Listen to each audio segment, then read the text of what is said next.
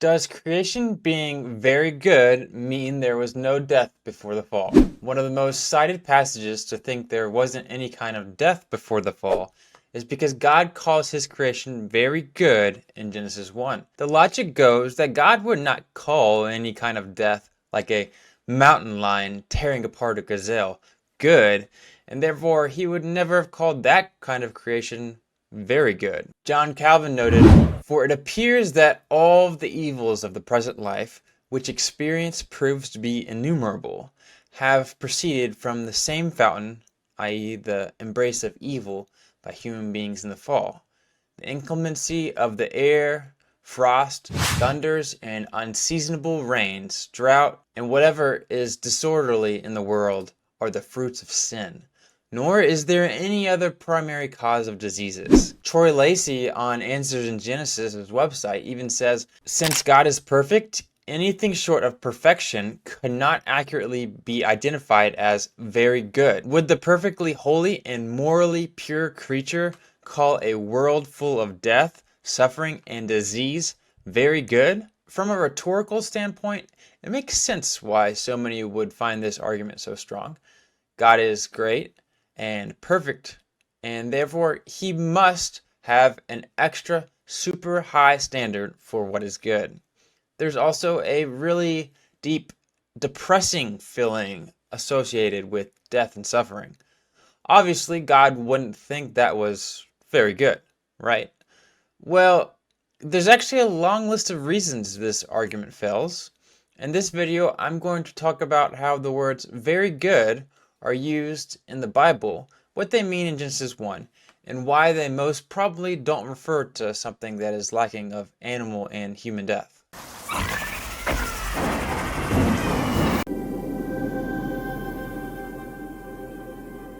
Before we dive into the topic, I want to remind everyone that the question of what very good means really isn't that big of a deal. If you are an evolutionist and you conclude very good refers to a perfect creation without any kind of death, there are lots of views on Genesis which are consistent with that and evolution. If you are a young earth creationist and you end up concluding that very good means something other than a perfect creation without any kind of death, well, that's okay too, because there's a long list of other verses that people are just as confident about, which are used to justify there not being any death before the fall. In other words, you can press off this video later saying, "Hey, I have a different view of what very good means in Genesis 1, and I still think there wasn't death before the fall." Also, if you want to see my thoughts on other arguments regarding the idea of death before the fall, make sure to like and subscribe so you don't miss out. Okay, so the words in question are very good. Let's talk about how these words are used in Hebrew, which can possibly give us an idea of how God is using the words in Genesis 1. The Hebrew words for very good are tov meod.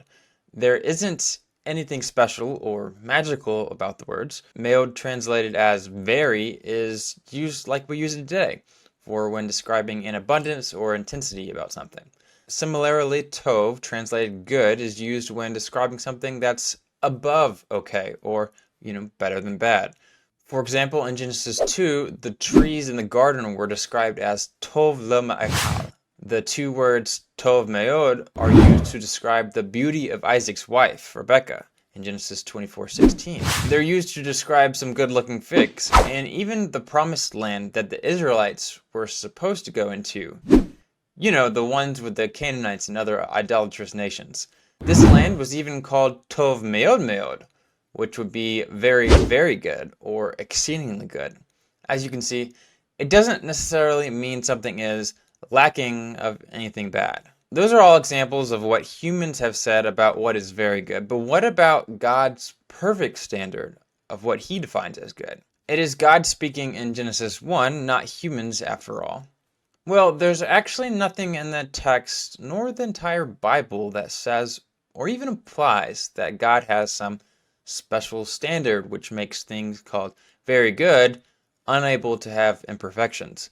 There isn't even a mention of morality until Genesis 3, 2 whole chapters later. In fact, many times in life, what we see as good is not what God sees as good, and what we see as bad is actually seen as very good according to God. There's actually nothing in the text nor the entire Bible that says or even implies that God can't see death as very good. In fact, it says the opposite. In Psalm 104, a text which many scholars think is a different version of the same creation account in Genesis 1, explicitly has the psalmist rejoicing that God provides prey for lion cubs. Dr. Kyle Greenwood adds another psalmist praises Yahweh for feeding animals and ravens, which are omnivorous scavengers who also prey on small animals and insects. In the book of Job, Eliphaz argues that if not for God's sustenance, even the ferocious lion would die, and the lioness's cubs would scatter in search of a meal. Later in Job, God speaks out of the whirlwind and asks Job why God is unable to hunt for the lions or bring prey to the ravens. Throughout the Old Testament, then, animal predation is not a mark of the fall, but the mark of a good creation. We observe this good creation even today, as predation in the animal kingdom provides balance in the ecosystem. So, question for you: is animal death good or bad? Well, the psalmist thinks it's a good thing.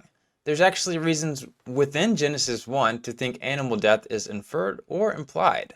In other videos, we will talk about how Dr. Ian Provin argues that Chayt Haaretz, commonly translated as beasts of the earth or wild animals in Genesis 1:24-25, should be interpreted to mean predatory animals.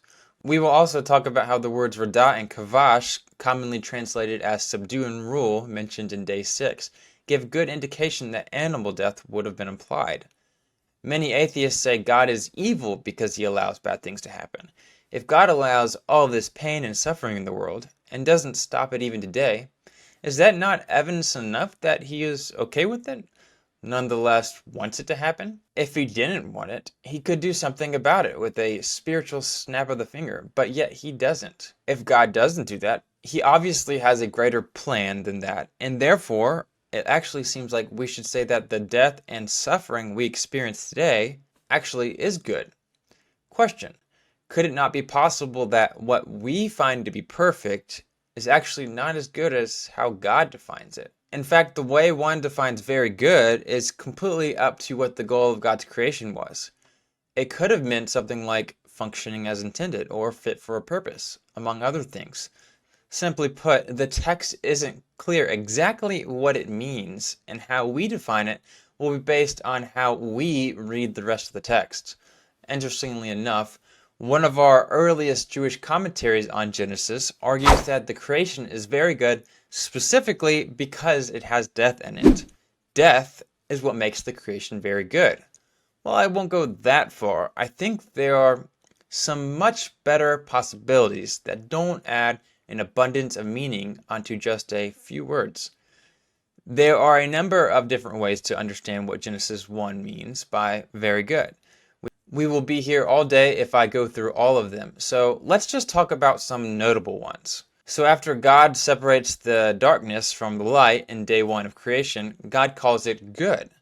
The NAT translation says, the Hebrew word tov in this context signifies whatever enhances, promotes, produces, or is conducive for life. It is the life that God considers good, not the darkness. Whatever is conducive to life in God's creation is good, for God himself is good, and that goodness is reflected in all of his works.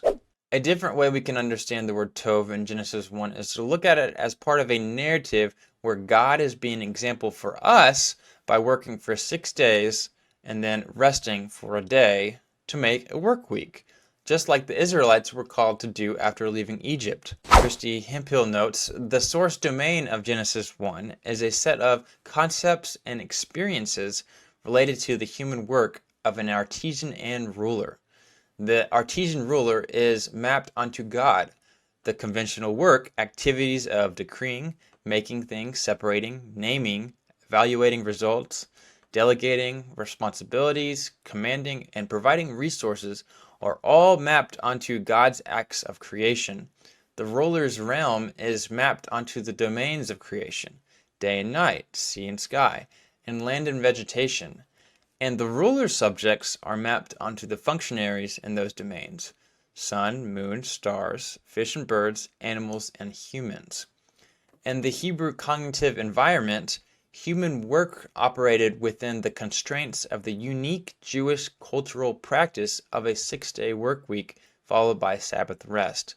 Therefore, the work week is mapped onto the unbounded time of creation. This would explain why God called his creation good so many times after each day. It is like how we might work on our gardens all day on a weekend, and at the end of the day, after we are done working for the day, we might tell ourselves, wow, look at that. That's some good work.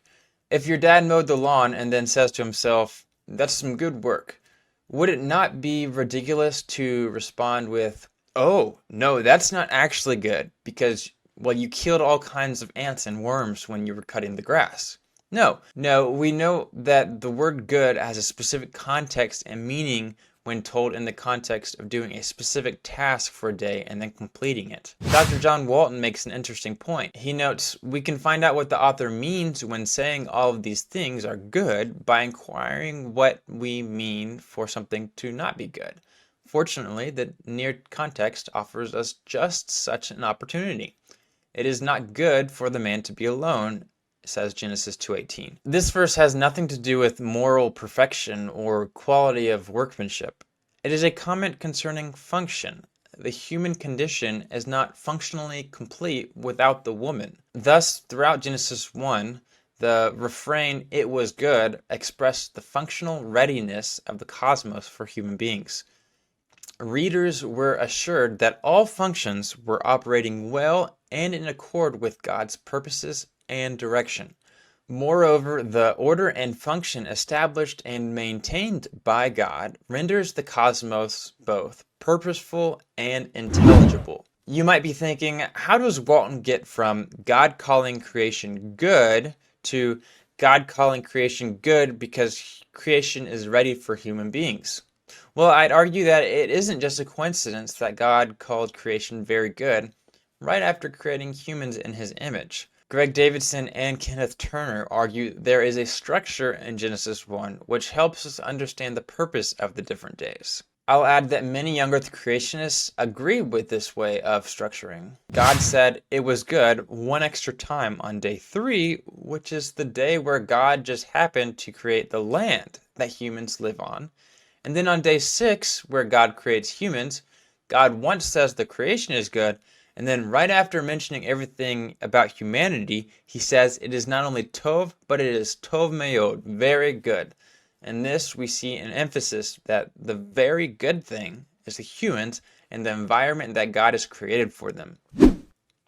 The context of God saying the creation is very good isn't in some thought process of how God's goodness and perfection is so great, but in the context of what is good for humanity. To summarize, very good could refer to a world without death. On the other hand, it could imply that there actually was death in the world, or simply just a point about how creation was a good thing, or a point which focuses on everything that comes from God is good, or it could be a combination of differing points, like being part of God's 7-day work week, a description of God's analysis on how creation was functioning, a literary technique to emphasize the importance or purpose of humanity, and many others. Now remember, this is about what God meant by very good. You can conclude that there was no death before the fall and agree with what I'm saying. Is it possible that God wouldn't have called something that had death in it very good? Yes. Yes, it is theoretically possible, but is it likely? And why would you come to that conclusion when there's a long list of evidence to think that's not what God meant?